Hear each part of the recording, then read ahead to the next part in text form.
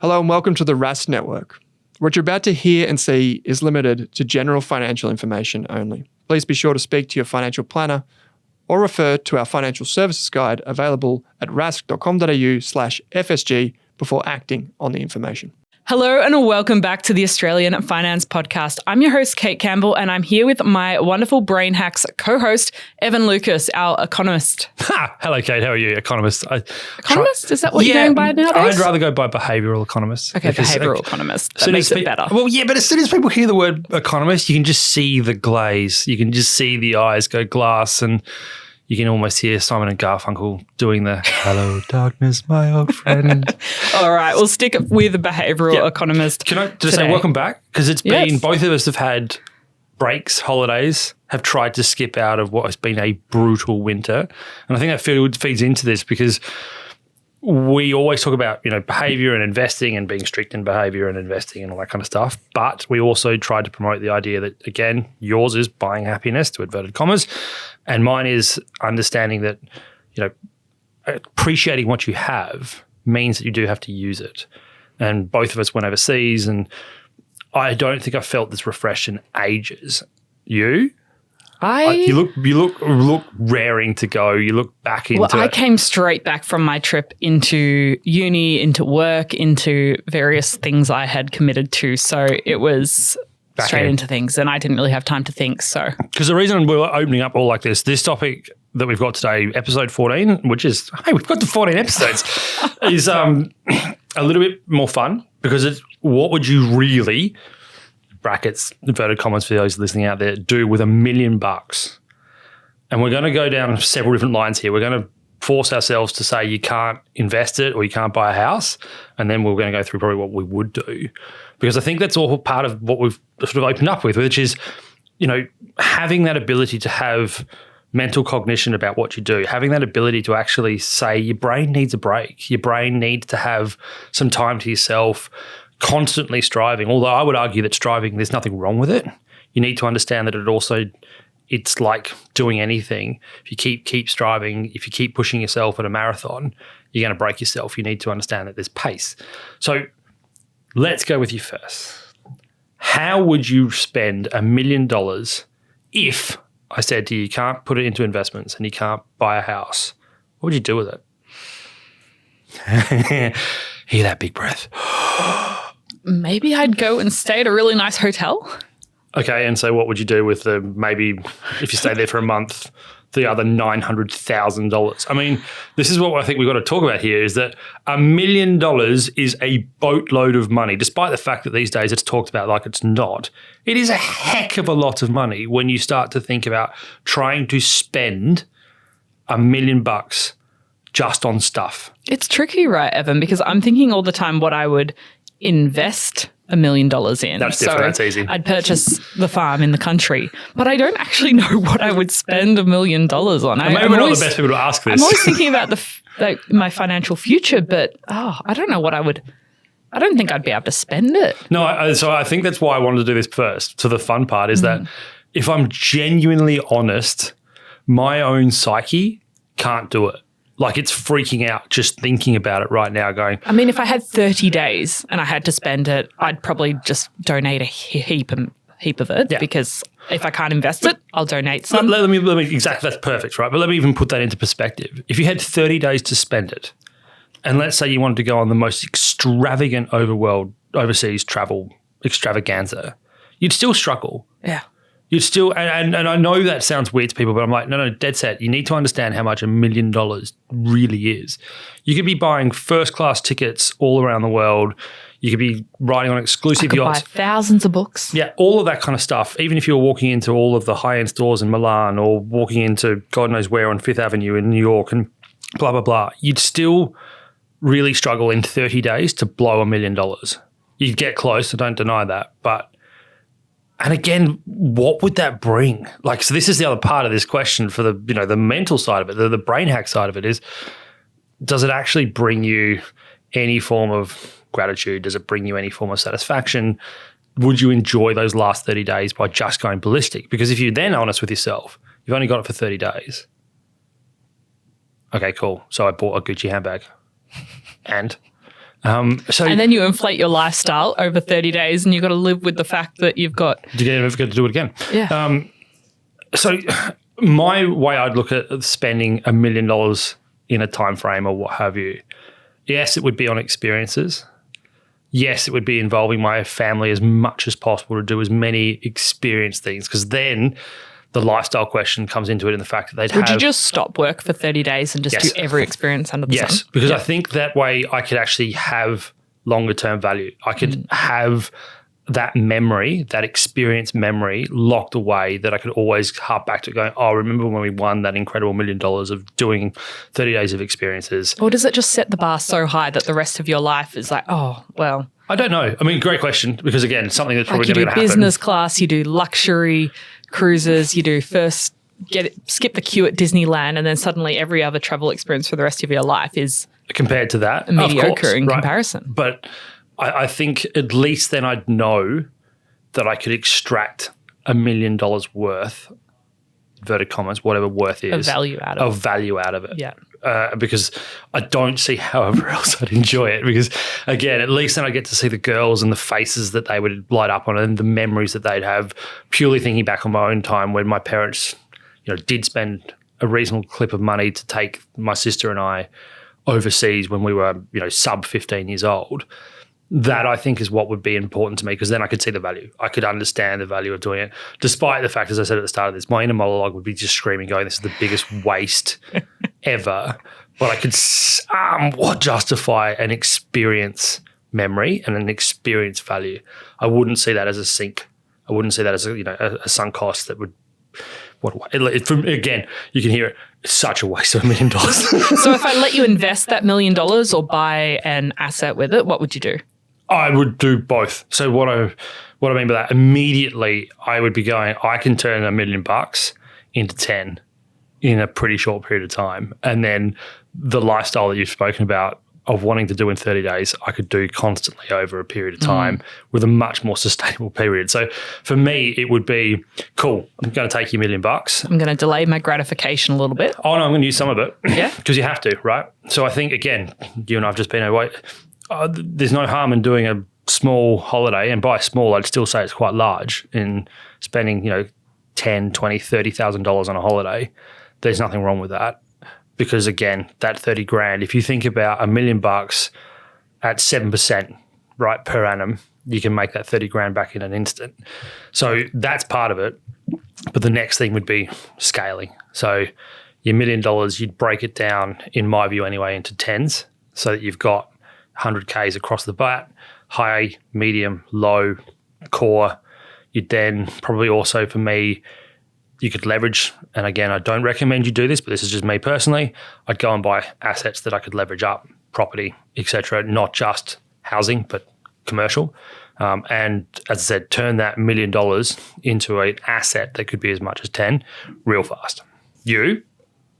I'd buy the farm. I'd buy it. But that's what I'm working towards. It's just going to take a long time. So at the moment, in real life, in reality, I'm having to put a lot of patience. And on that, yeah, what do you want on the farm? I want chickens. I want sheep. I want everything. So it is going to be an actual. Vegetables. So it would be a working farm. Potentially. So you could turn your $1 million asset into a working farm that could be generating high-end income. Potentially long term. Is that what you want to do? Was that? Yeah. So you're happy to go down sheep, even though they're a pain in the ass to deal with, and the value of them is not as high. But clearly, if you're going down that angle, I don't know. Life's long. True. I haven't figured every detail out, but I really want to live in regional Victoria. Wicked. Yeah. And so again, so this is part of that whole discussion that we're having here, is that everybody will be different. And for those of you sitting out there laughing at the two of us going, you two are idiots, fair call, because we are. And so the episode was all around this idea, is that, can you focus that in terms of, so let's go a little bit more realistic. What would you do with 100K? Because I think that's more important. So for a lot of people listening to that number, it'll sound like a lot, but 100K is much, much more achievable in a much, much shorter period of time than $1 million, obviously. Okay, it's not going to give you the same rate of return in terms of physical. How would you deal with 100K? Because I think that's a much more realistic thing.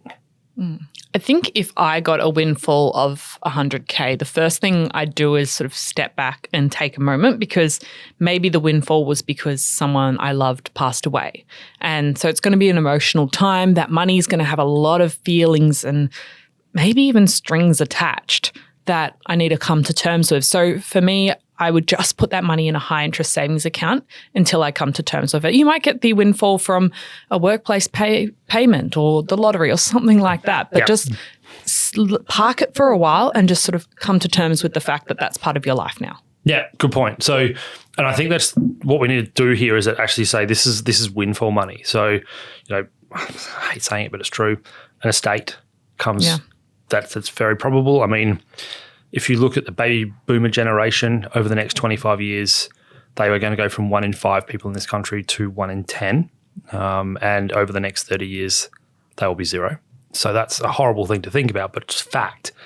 And as of now, and we are talking about this in mid-2024, the value of them is about $5.6 trillion. That windfall is coming through and it will happen. And sooner or later, you are going to have to start accounting for that windfall and how you. And that's something that's going to be the reality for many people listening to this podcast. And so it's why the $1 million question is fascinating, because there is a real possibility a lot of it can be as high as that. Yeah, it could be you're getting the family home. Yeah, when your parents pass away. Your parents' portfolio, your parents' superannuation is going to come through you as well. Again, horrible topic to talk about. But the reason we wanted to start with, what would you really do with $1 million? I think it's good to think about these things well in advance and start to write down what you might do. Yeah, so mental accounting is part of that, and we'll come back to that topic. But the reason it's also a discussion point is that what we're seeing at the moment with interest rates as well, or with inflation, is that it's actually starting to get baked into people's thinking. So people, particularly between the ages of 30 and 50, that are likely to have this happen sooner than those people under 30, because the probability that your parents are younger is obviously much higher, is they know it's coming. And therefore, they're like, I don't have to think and invest for the future because I've got this windfall coming. And this is the next mindset that I want to talk about, which is not having to think about delayed returns, not having to think about your financial future and your financial freedom, because you're basing it off the idea that I'm going to inherit. And that for me, particularly for someone like my age, who's a much older millennial than you, who are you Gen Z? I don't know, maybe. Straddle both sides. Yeah, cool. I'm deep millennial. Yeah. I'm a zennial, in fact, is what they love to call me. And it's a behaviour that's appearing quite rapidly in my generation, which is we keep hearing about cost of living crisis, but spending in that generation is still high, still at 2022 levels, pre-13 rate rises. If you listen to what they also talk about, they are highly leveraged in housing, but they also know that sometime they're going to get this windfall. And what that's doing is meaning that they are clearly not having to think about not what happens in 20 years when the probabilities of their parents moving on is much higher. It's what happens in the next 5 to 10. And the missed opportunity is going to be incredible. And that's what right now for me, the psychology of that, the behavior of that is fascinating to watch, because it's going to come home to roost, in my view, very quickly, that then the next 5 to 10 years, that group of people that between 30 and 45 and higher, they are more likely not to have kids. They are more likely not to have younger kids that are going to start going through school. The cost of schooling is going through the roof. The other thing that we're starting to see, people are foregoing things like health insurance. All of these things, I know they sound trivial, but they all feed back into not thinking about your financial future. Because the flip side to, what would you do with $1 million? What would you do if your savings were completely zero? What would you give up? And people are doing that. I think the next thing I would do if I had a windfall, and it would probably depend what amount. So if I suddenly got $5,000, I might not do these things. But if I got $100,000 or $1 million, I'd probably do these things, is there might be some legal or tax things that you have to figure out, like with an inheritance. Mm-hmm. So it might be a really good time and worthwhile to go and see a tax accountant, to talk to a lawyer, to make sure you get your ducks in a row. Yep. So first and foremost, again, getting back to the generation I'm talking about, which is the 30 to 45, 50 group. If you haven't got a will, go and do it. And the reason I say that so strongly, I've only just done it.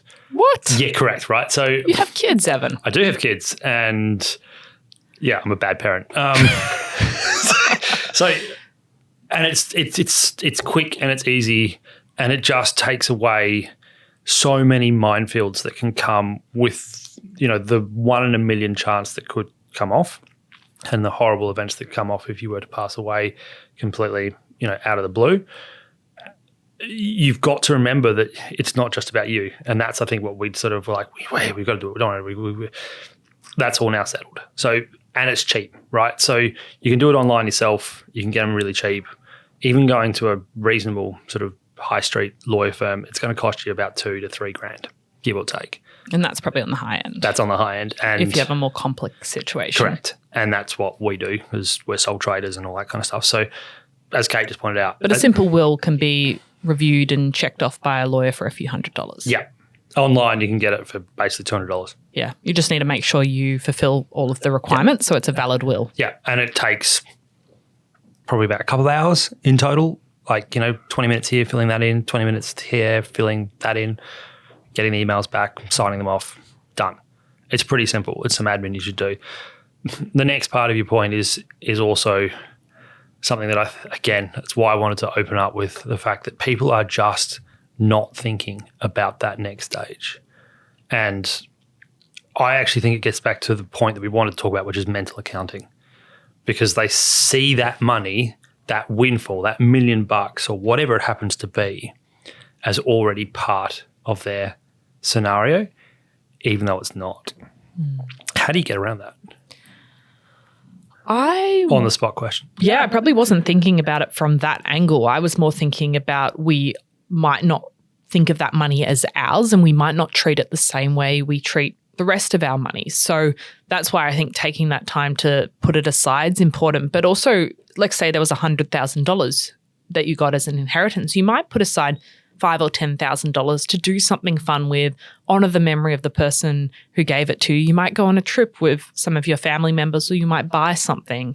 And then potentially you put the rest of the money, maybe $90,000, into your long-term investment strategy that you've already got set up. So you're not just treating it like free money, basically. Yeah. So the other part of that we're not discussing, that's also a big question that's coming my way a lot at the moment, is, do I take that money and scrap debt? So do I actually hit the home loan?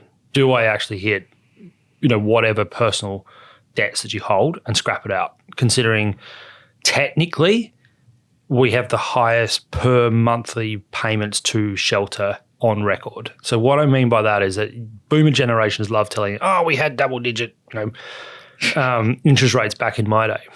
It also forgets when they say that they went from 13% to 18%, peaking on a much smaller balance. We've actually just seen the same. So we've gone from 0.1% to 4.35% here in Australia on the cash rate. It's pretty much equivalent. The difference is the amount that we've borrowed now is about 7 times larger, and therefore the monthly repayment is about 32% of people's take-home pay, whereas back in the late 80s, early 90s, when it was in double digit, it got to 28%. So it's much, much, much more onerous now. So the question that also therefore comes, $100K off your home loan, would that be more in terms of the interest than the investable income that could come from it? And that's a great question. I would answer this first and foremost. Everybody's different. Do what's best for you. Longer term, Kate and I will always argue that the investment will actually outperform the interest that you're paying. So if you look at the average home loan in Australia, it's currently sitting at about 6 on a standard variable mortgage rate with discounts. The return of the ASX is still sitting at about 7. So over time, compound interest will offset it. But you might utilise your offset account in the meantime. Yeah. So instead of putting it into the term deposit that you spoke about before, you put it into your offset account to take that down. That's the unknown question also comes with this. And we've spoken about this in episode 4 and episode 3 around. And Owen's done quite a few episodes on should you invest it or should you put it in the offset account or pay off the mortgage. But it's quite interesting you talk about the mortgage, Evan, because anecdotally I've been asking quite a few people in person, in our team, in our community over the past week about what they would do with a windfall or $1 million? And most of the answers, the very first thing that came to people's mind was, I will pay off my mortgage or pay down my mortgage, or I'll buy a property if they didn't have a property already. Yep. That seems to be the number one thing people think of immediately. Yeah, and that's in the Australian dream, right? So if you can take the debt pressure off, because not only that, if you clear out your own personal home, you've then obviously got capacity to go and buy investment properties. And away you go. That's how my mind thinks in terms of that investment idea and investment opportunities. So away you go. Because it's non-deductible debt. Again, go and see a tax accountant. Don't listen to me. But that's one step. And then, yeah, obviously $1 million, the ability to actually not just get your foot in the property ladder, but actually take a giant leap into the property ladder with $1 million is clear. I mean, if you even look at the highest and most expensive sort of stuff in Melbourne or Sydney or Brisbane, wherever you're listening to this, $1 million is going to get you pretty close to walking in the door of anywhere. Yes, you're going to have to get a loan, but even that, you're going to be able to look at it from a different perspective. So, and it's probably coming back to peace of mind and security. People want to know that their basic accommodation is covered. Yeah. So shelter, we've spoken about this before. Shelter is the number one thing that human beings normally want, particularly in the Western world. Australia is even worse than that. We are and have always said that owning our own home is the number one thing. I heard a really quite facetious way of saying it from a very, very respected economist, not a behavioural economist, just an economist, who basically said that Australians will starve their kids before they sell their house. And I was like, that sounds a bit extreme. That's very facetious, but he's right. Is he? Yeah, he is. So if you look at the data that's coming out right now, spending in food and groceries is very clearly moving towards more and more home brand, to more and more cheaper end But that's not starving your kids. No, That's I know, just but- reallocating towards more affordable. product. Yeah. True. But if you also look at the size of the basket, it's getting smaller. People are still absolutely powering ahead with housing. I mean, Perth, Adelaide, pretty much Brisbane are at peak. Sydney's only, 3% away from peak? Melbourne's a bit different because we've had some tax changes here that have screwed up our market. But overall, property has not gone backwards because people still want it. And they are going to fight tooth and nail to keep their hands on it. So I know what he said is pretty facetious, but he's partly right in terms of how he phrases it. It's a horrible phrasing, but yeah, shelter in Australia particularly is probably number one, then food, then health, then education. And I say health slightly hesitantly because we're starting to see that private health insurance is falling, like uptake of it's falling like a stone, which means that more and more people are falling back on the government because they're going to Medicare rather than going to private health insurance. That's again, this question about risk and what you're doing. And so getting back to the $1 million, a lot of people actually these days, you just saw with your survey, are going to save it because they think they have to. Would you tell people if you got $1 million? That's a brilliant question. No.